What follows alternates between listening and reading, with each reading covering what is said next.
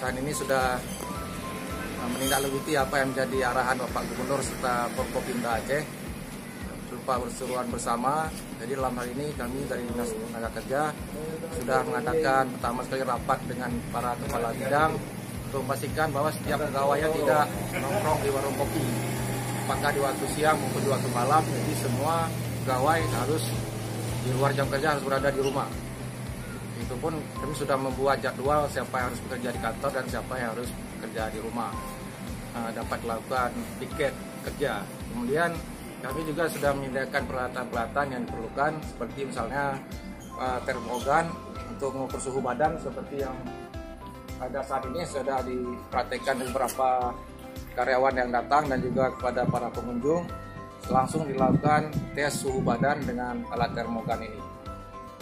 Kemudian juga kami sudah menyiapkan posko, yaitu untuk tempat pengaduan mengatasi COVID-19 di Dinas Tenaga Kerja Komunitas Penduduk.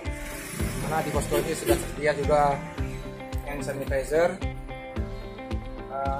dan paling penting tersedia termogan ini. Dan juga kami menyiapkan mobil ambulan yang mana setiap saat dapat diperlukan bisa dimanfaatkan. Demikian saja dapat saya laporkan. Terima kasih. Assalamualaikum warahmatullahi wabarakatuh.